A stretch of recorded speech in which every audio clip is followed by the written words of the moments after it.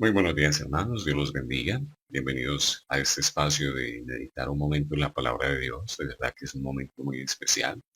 Esperando, hermanos, que se encuentren muy bien, bendecidos y con salud. Así que a todos aquellos que están ahí en el internet viendo este tiempo en la palabra, vamos a orar, vamos a disponernos para que sea Dios tomando control de este tiempo, que sea Dios guiando nuestras vidas, que podamos entender hoy la palabra de Dios y ante todo poderla poner en práctica, ante todo poderla vivir y, y hacerla por obra. Que ese tiempo sea de edificación para cada uno de nosotros. Así que, hermanos, bienvenidos nuevamente y vamos a orar, vamos a poner esto en las manos de Dios. Padre, en nombre de tu Hijo Jesucristo, te damos gracias, que nos da Dios el privilegio tan maravilloso, tan especial, Dios, de poder compartir la palabra el día de hoy.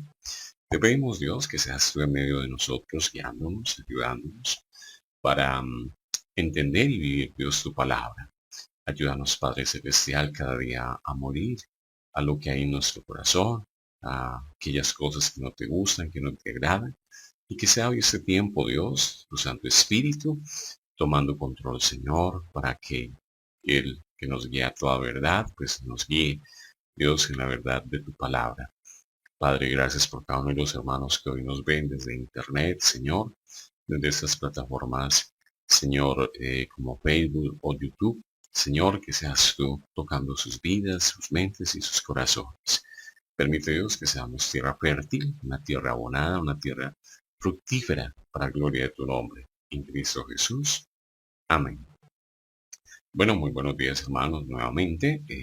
Hoy tengo un tema para compartir con ustedes y se trata de la santidad, ¿sí? Es un tema que es muy importante para nosotros los cristianos. Cada día reforzar ese tema, cada día entenderlo un poquito más, meternos cada vez más, porque en Hebreos 12:14, la palabra de Dios nos dice, Hebreos 12:14 nos dice, procuren la paz con todos y la santidad, escúchame bien, la santidad, sin la cual nadie verá al Señor. Entonces, como hijos de Dios que hemos aceptado a Cristo como nuestro Dios y Salvador, tenemos un llamado y ese llamado es a la santidad. Es más, la palabra nos dice que la santidad es un requisito necesario para ver a Dios, como lo acabamos de leer en Hebreos. Sin santidad nadie verá a Dios. Y creo que todos queremos ver a Dios. Yo creo que todos queremos algún día estar delante de la presencia de Dios. Pero es necesario, hermanos, cada día fortalecernos, cada día insistir más en este tema, en un mundo cada vez más conflictivo, un mundo cada vez más en desorden. Entonces hoy más que nunca se hace prioritaria la necesidad de fortalecer el tema de la santidad. Entonces, ¿qué entendemos por santidad? Santidad es que usted y yo fuimos separados. Ser santos es ser separados para vivir una vida agradable delante de Dios, viviendo en su palabra, viviendo en sus mandamientos. La santidad forma parte de los atributos de Dios. Entonces, en 1 Pedro 1, 13, 17 nos dice la palabra. Por eso, dispónganse para actuar con inteligencia, tengan dominio propio, pongan su esperanza completamente en la gracia que se les ha sido dada cuando se revele Jesucristo. Como hijos obedientes, no se amolden a los malos deseos que antes tenían, cuando vivían en la ignorancia. Más bien, sean ustedes santos en todo lo que hagan, como también es santo quien los llamó. Pues está escrito, sean santos porque yo soy santo. Ya que invocan como Padre al que juzga con imparcialidad las obras de cada uno, vivan con temor reverente mientras sean peregrinos en este mundo. Entonces vemos el apóstol Pedro cómo nos habla varias cosas acá bien importantes, bien interesantes. Desde el versículo 14, Pedro viene diciéndonos ser hijos obedientes. ¿Qué es la obediencia? Obediencia, hermano, es cumplir la voluntad de otro. En este caso, obediencia es seguir, hacer por obra lo que Dios nos pide que hagamos. Segundo, dice, no se amolden a los malos deseos que antes teníamos. Cuando Pedro habla de no amoldarnos, se refiere a no acomodarnos o aceptar el pecado como algo normal. Hoy llamamos malo, ¿sí? A lo que es bueno, y lo que es bueno lo llamamos malo. Hoy la sociedad, ante lo que era pecaminoso, ya no lo ve tan pecaminoso o ni siquiera lo ve como un pecado. Se aceptan, se aceptan comportamientos, se aceptan cosas dentro de la sociedad como si fueran normales. Por eso no nos podemos acomodar, no nos podemos amoldar a lo que el mundo nos está brindando, lo que el mundo nos está mostrando. No debemos aceptar el pecado como algo normal. Y algo que también Pablo nos está diciendo es que tenemos que vivir con temor reverente. ¿Qué es un temor reverente? Temor no es miedo o terror, temor es respeto. Temor es saber que Dios es juez y justo y que pagará a cada uno de acuerdo a sus obras. Y creo que más adelante vamos a ampliar un poquito esto. Entonces la santidad se opone al pecado. Pecado, a diferencia de la santidad, es rebelarse contra la autoridad, es rebelarse en contra de la palabra o los mandamientos que Dios nos ha dado o de lo que Dios le agrada. Por eso todo cristiano se ha visto confrontado con la realidad de que tiene debilidades. Todos tenemos debilidades. Sea la que sea, todos tenemos debilidades. Mi debilidad no es la misma que tu debilidad, pero todos tenemos debilidades.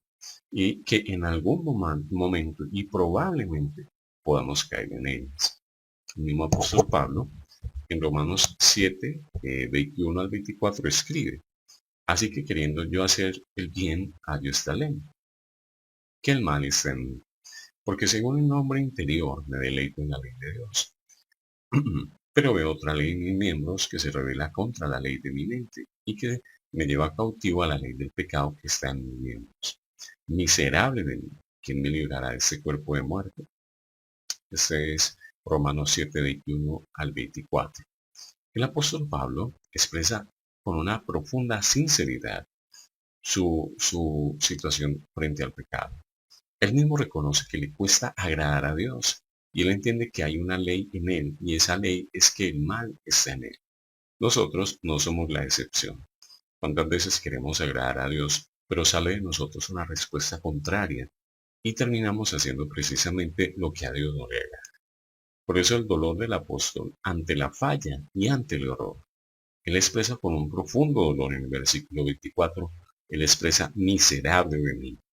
El primer paso para una vida realmente santa es reconocer lo que somos. Solo el drogadicto puede salir de su adicción si él reconoce su adicción. El alcohólico puede salir de su condición solo si es consciente de su situación. Usted y yo debemos ser conscientes de nuestra realidad, como lo dice el apóstol Pablo. Ahora, ¿por qué es necesario vivir una vida santa? ¿Por qué es necesario vivir una vida santa? Es una pregunta que es crucial para nosotros. Inicialmente habíamos hablado de que sin santidad nadie vería a Dios, pero también es necesario entender que Dios nos juzgará. Entonces, en 2 Corintios 5, 9 al 11, 2 Corintios 5, 9 al 11 dice de la siguiente manera: por eso procuramos agradar siempre al Señor. Y eso es bien interesante. Usted y yo tenemos que agradar siempre al Señor, no de vez en cuando. En nosotros y en nuestro corazón siempre debe estar el agradar, siempre, en todo momento a Dios. Ya sea que sigamos viviendo aquí o que tengamos que irnos. Porque todos tenemos que presentarnos ante el tribunal de Cristo, para que cada uno reciba lo que le corresponde, según lo bueno o lo malo que haya hecho mientras estaba en el cuerpo. Entonces acá el apóstol Pablo nos está diciendo varias cosas. Primero, como les decía, debemos procurar. ¿Y qué es procurar? Procurar significa ponerse a hacer algo que es importante o valioso de hacer. Lo que nos dice Pablo y que todos es que todos debemos proponernos, es decir, todos debemos procurar en comprometernos en vivir un estilo de vida diferente.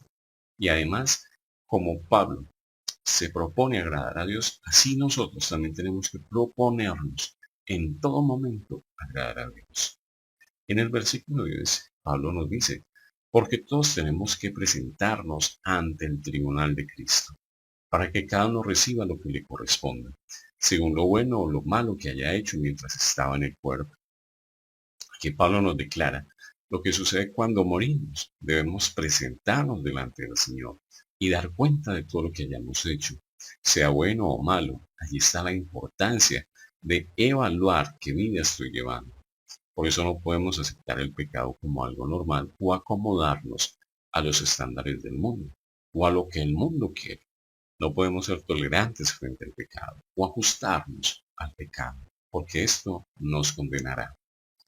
Miremos lo que nos dice Primera de Pedro 4:18. Primera de Pedro 4:18.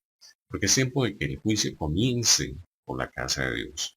Y si primero comienza por nosotros, ¿cuál será el fin de aquellos que no obedecen al Evangelio de Dios?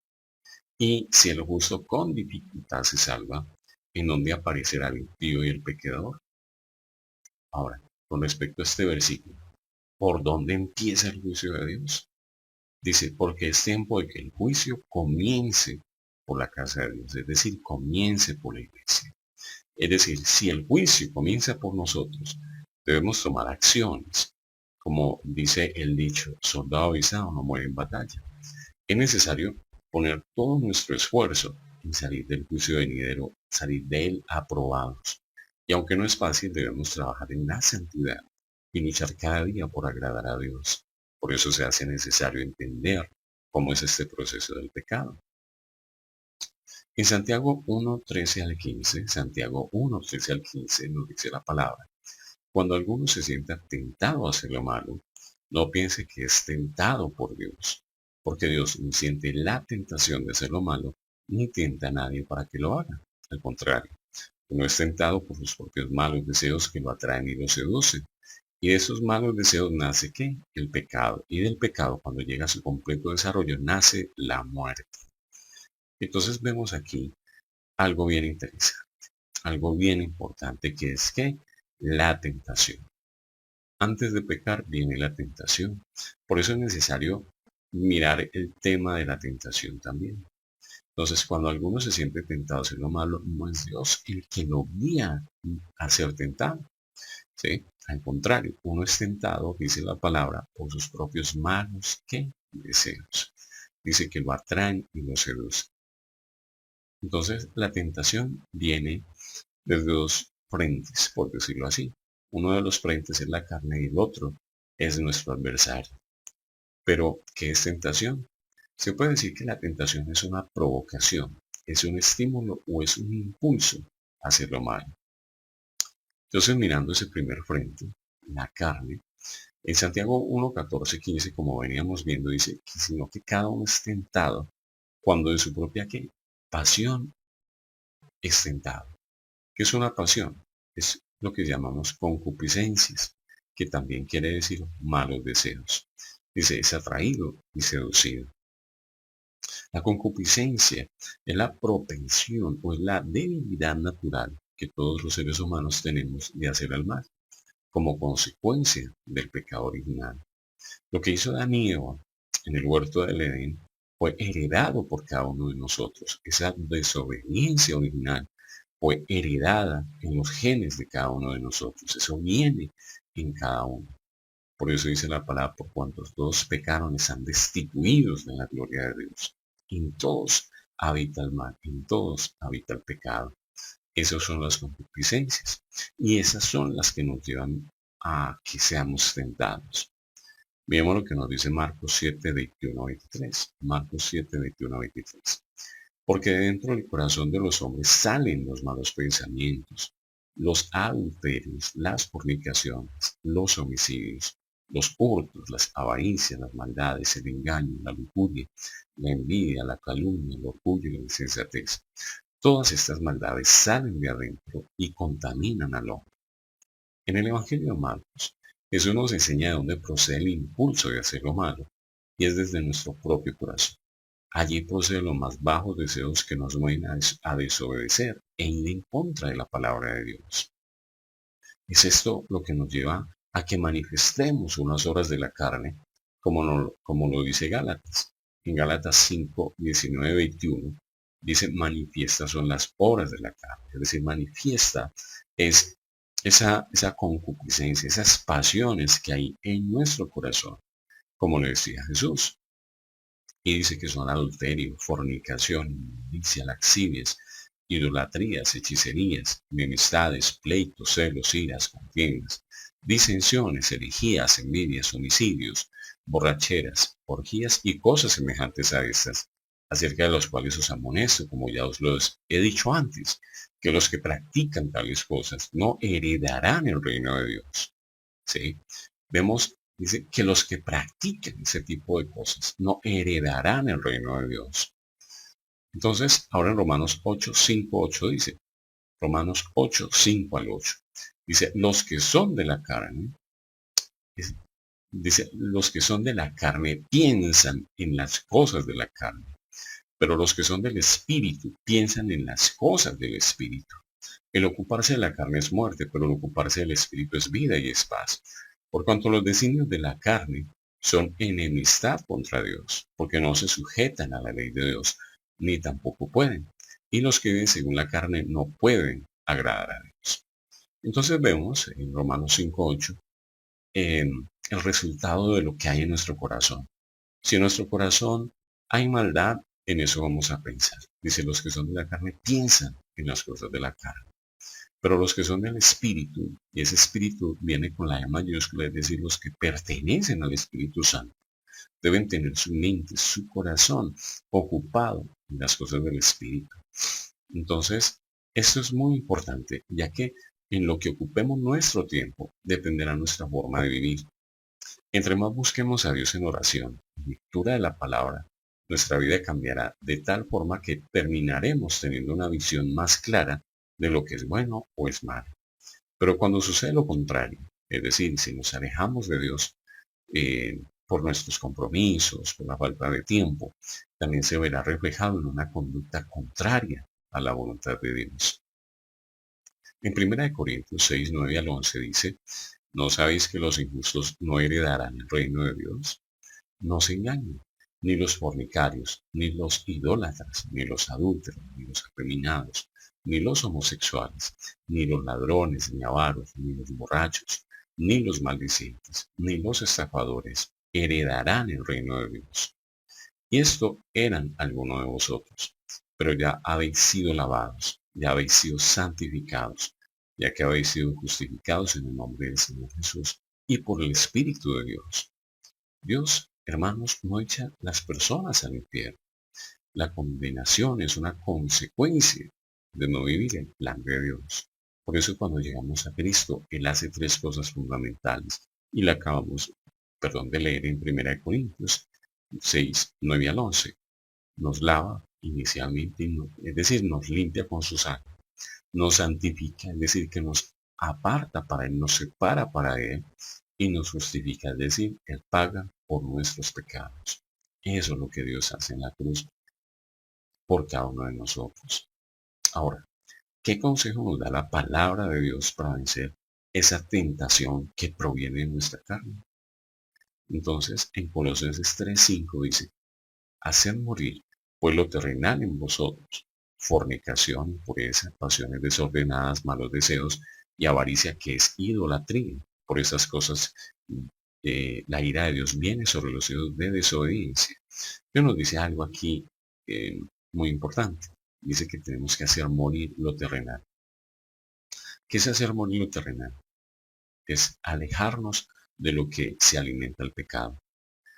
Todos nosotros hemos llegado a Cristo y, como les decía, con una serie de limitaciones y con una serie de debilidades, y que nosotros, siendo conscientes de ello, tenemos que alejarnos de eso que alimenta esa debilidad.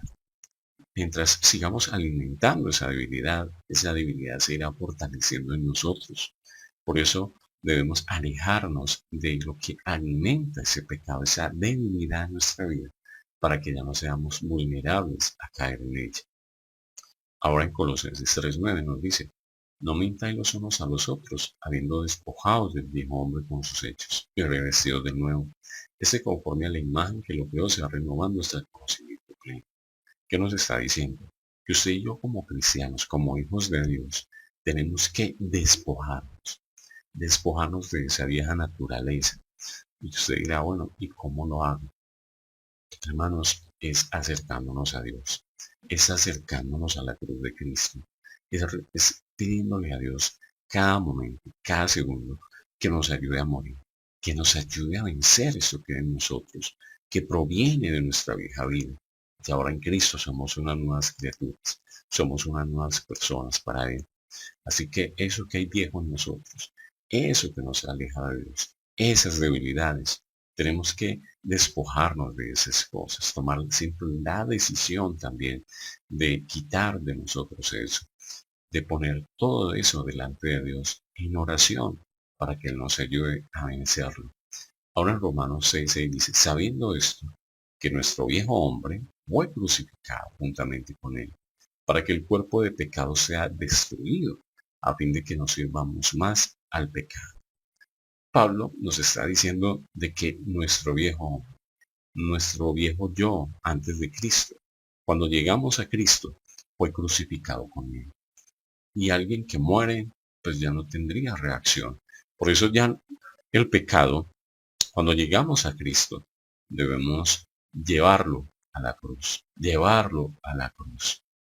Ahora en Romanos 6:12-14 dice, no reine pues el pecado en vuestro cuerpo mortal, de modo que lo obedezcáis en sus apetitos, ni tampoco presentéis vuestros miembros al pecado como instrumentos de iniquidad, sino preséntense en vosotros mismos a Dios, como vivos de entre los muertos, y vuestros miembros a Dios como instrumentos de justicia.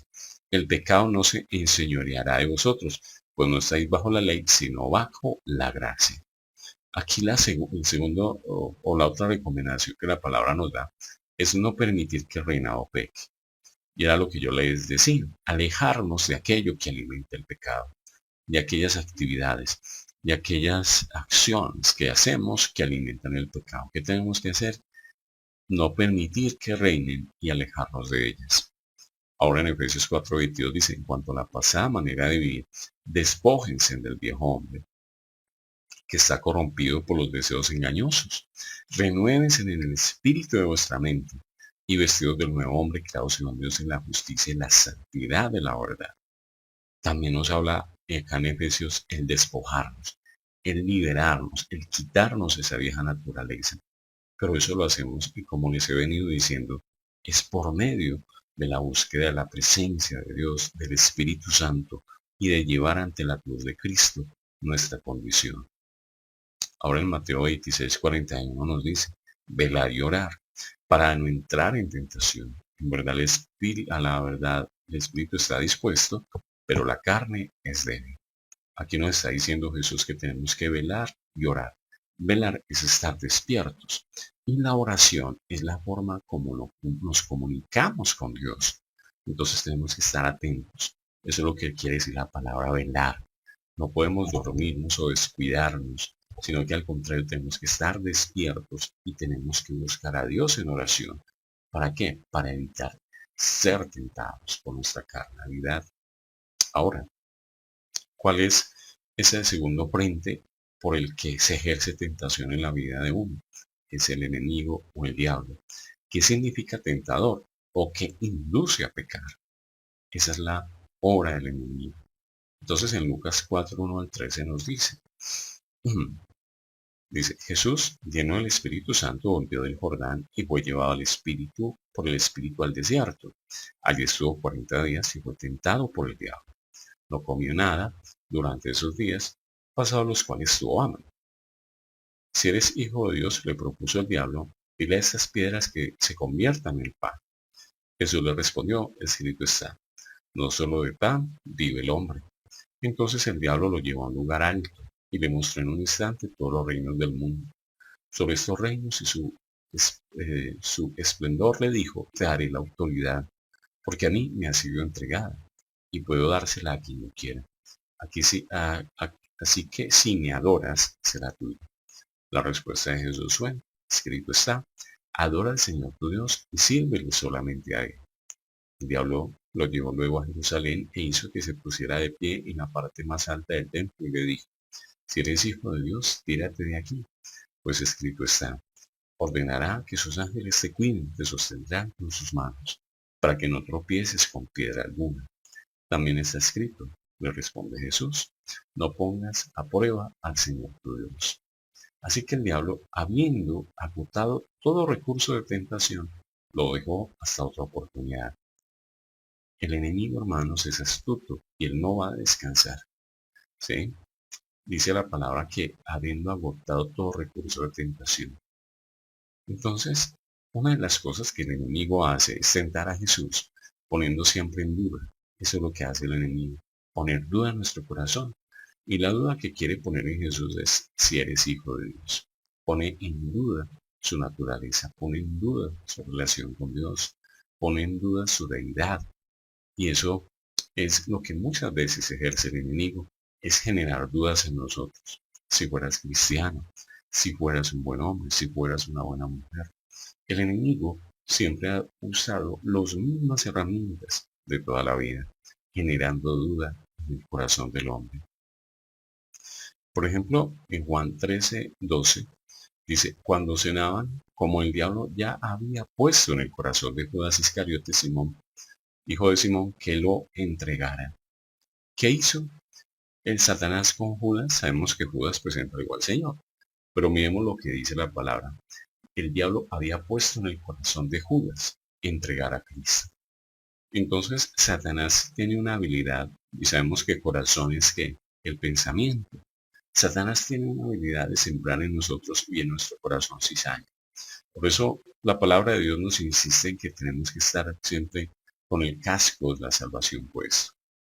El casco en nuestro corazón, para que nos proteja, para que guarde de esas flechas que pueden llegar en contra de nuestros pensamientos, con el casco con el escudo de la fe, para apagar todos esos dardos de fuego que el maligno nos lanza a nuestra mente y a nuestro corazón. Judas estaba con Jesús, pero estaba apartado de Jesús. Así que usted y yo podemos estar en la iglesia, venir cada domingo y a su vez estar lejos de Dios. ¿Y qué hizo el enemigo? Puso en el corazón de Judas traicionar a Jesús. Ahora en 1 de Tesalonicenses 4:5 dice, por eso también yo, no pudiendo soportar más, envié para informarme de nuestra fe, pues temía que os hubiera tentado el tentador y que nuestro trabajo hubiera resultado en vano. ¿Por qué Pablo le escribe de esa manera a los tesalonicenses? Los tesalonicenses, hermanos, habían caído bajo una gran persecución. ¿Sí? Vivir la fe cristiana en Tesalónica no era fácil. Así que Pablo, sabiendo de esa gran persecución, pues se preocupa por sus hermanos en Tesalónica y les escribe una carta para fortalecerlos, para que su fe no menguara. Y esto lo que Pablo les está expresando es un temor que él tenía, de que por causa de esas persecuciones, que por causa de esas tribulaciones que estaban viviendo, los hubiera tentado ¿quién? El tentado. Esa es la obra del enemigo, tentarnos. Y que ese trabajo que ellos habían hecho en Tesalónica hubiese sido en vano. Ahora en 1 Corintios 7:5 dice, no se nieguen el uno en otro a no ser de común acuerdo, y solo por un tiempo, para dedicarse en oración, y luego no tarden en volverse a unir nuevamente, lo contrario pueden caer en tentación de Satanás, por falta de dominio propio. ¿Cómo es? ¿Pueden caer en qué? En tentación de Satanás. Entonces aquí lo que está expresando el apóstol es que una pareja de casados pueden separarse por un momento eh, para tener un tiempo de oración, pero que no sea prolongado para no darle lugar o puerta o la oportunidad al enemigo para ser tentados. Ahora en Mateo 4:3 dice, y vino a él el tentador y le dijo, si eres hijo de Dios, y que estas piedras se conviertan en pan. Mateo 4:3 llama al enemigo, lo llama al diablo, lo llama el tentado. Entonces, ¿qué consejo nos da la palabra? Para nosotros tener victoria sobre la tentación que proviene del enemigo. En Santiago 4:7-10 nos dice, sométanse pues a Dios, resistid al diablo y huirá de vosotros. Acercaos a Dios y Él se acercará a vosotros, pecadores. Limpiad las manos y vosotros los de doble ánimo, purificad vuestros corazones. Afligidos y lamentad y llorad. Vuestra risa se convierta en lloro y vuestra gozo en tristeza. Humillaos delante del Señor y Él los exaltará. Sométanse a Dios implica una humillación y una sumisión total a su palabra y mandamientos. Hacer lo que queremos será una puerta abierta para el enemigo, que él usará en contra nuestra para destruirnos. Otra de las herramientas que Dios nos da, entonces, primero es someternos a Dios y resistir al enemigo. Someternos a Dios es vivir en su palabra, vivir en obediencia a ella. Y someternos es también humillarnos delante de Dios. Entonces, en primera de Pedro nos dice, seamos sobrios y velad, porque vuestro adversario el diablo, como león rugiente, anda alrededor buscando a quien devorar. Cuando la palabra nos habla de ser sobrios y velar, es que debemos tener nuestros sentidos alertas, despiertos.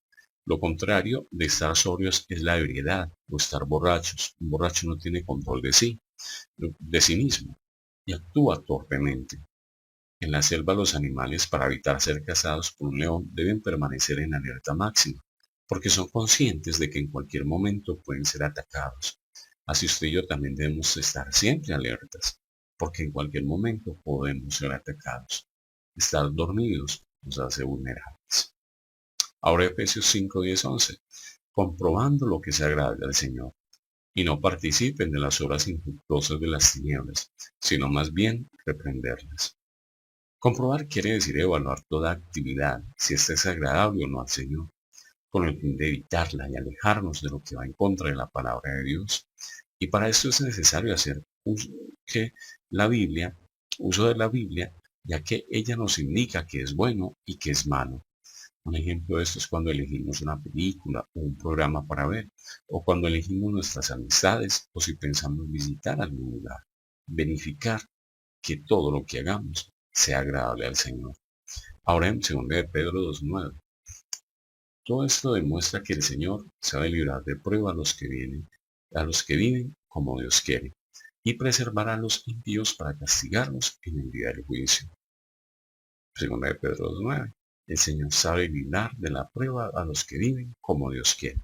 Entonces miremos la importancia de vivir una vida en obediencia, porque Dios se compromete a librarlos de las tentaciones. Y en Hebreos 2:14, 18 dice, pues cuanto él mismo padeció, siendo tentado, es poderoso para socorrer a los que son tentados. Hermanos, Dios es poderoso para socorrernos en medio de las tentaciones. Cuando recurrimos a Él, cuando le buscamos en oración, con sinceridad, expresamos y desnudamos nuestro corazón delante de Él. Por eso Dios dice, no solamente que Él nos libra, sino que también es poderoso para socorrer. Es decir, Dios no se va a quedar quieto mientras somos tentados. Él es poderoso para venir en nuestra ayuda, para librarnos de toda tentación. Porque como les decía, el paso para el pecado inicial es la tentación. Y tenemos que salir victoriosos de en medio de la prueba, de en medio de la tentación. Por eso la importancia, hermanos, cada día de buscar la presencia de Dios, para que esa búsqueda de la luz nos ayude a ser santos. La palabra de Dios dice, esta es la condenación, que los hombres amaron más las tinieblas que la luz, y no se quieren acercar a la luz, porque sus obras son malas.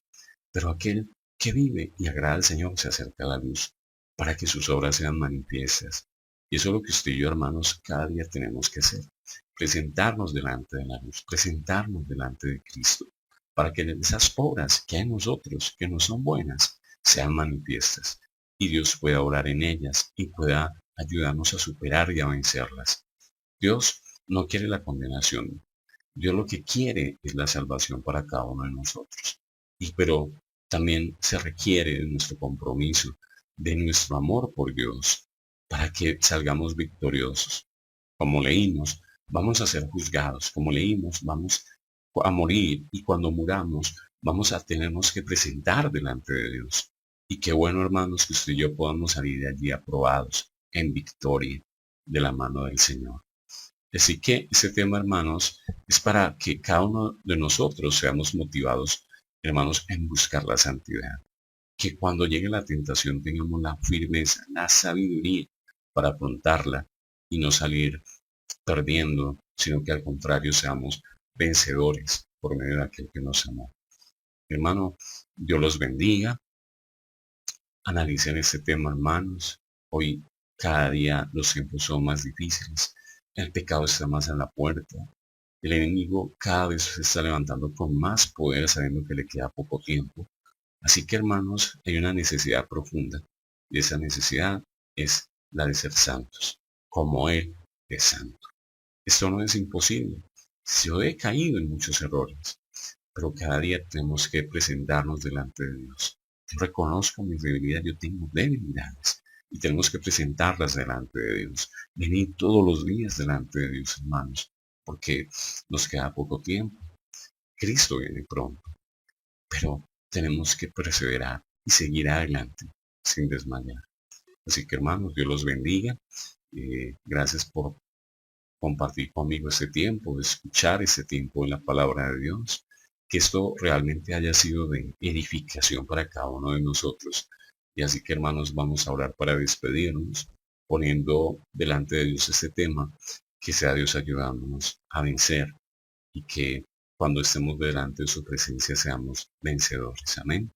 Padre, en nombre de tu Hijo Jesucristo, te damos gracias. Gracias, Dios, porque por medio de tu palabra, Señor, tú nos enseñas la importancia, Dios, de vivir una vida santa, de vivir una vida apartada para ti, Señor. Padre, sabiendo que hay un componente, Señor, que se presenta antes del pecado y es la tentación. Y esa tentación proviene de la carne o del enemigo, Señor, que tenemos. Y tenemos que estar realmente fuertes, realmente firmes en tu palabra, en la fe, para no ceder o no caer a las tentaciones que provienen de nuestras propias concupiscencias o aquellas que provienen del enemigo. Por favor, Padre, te pedimos que nos ayudes a morir, Señor, al viejo hombre, que nos ayudes a morir a esta carnalidad, que nos ayudes a morir a las pasiones y a los malos deseos, que hoy, Dios, ponemos ante la cruz, Señor, todo lo que somos. Allí colocamos al viejo hombre, a esa vieja naturaleza, Dios mío, para que sea crucificada, Señor. Hoy, Jesús, toma nuestro corazón y límpialo. Tú conoces lo más profundo de él, tú conoces nuestras debilidades, tú conoces en que fallamos continuamente, Dios mío. Por eso, Dios, haznos fuertes para no ceder, haznos fuertes para no caer. Bendice, Dios, cada uno de mis hermanos, bendice sus vidas. Te pido, Dios, que tu gracia y tu presencia estén con ellos. Padre de la gloria, que cada día nos esforcemos, Dios, en la fe, que nuestra fe sea una fe firme, una fe fuerte, una fe arraigada en la roca que es Cristo. Gracias, Padre, en el nombre de Dios de tu Hijo Jesucristo. Amén. Bueno, hermanos, Dios los bendiga y hasta la próxima. Los estaremos, hermano, esperando por estos medios digitales. Que sea la gracia, la bendición de Dios en todo momento sobre sus vidas y sobre sus familias. Dios los bendiga.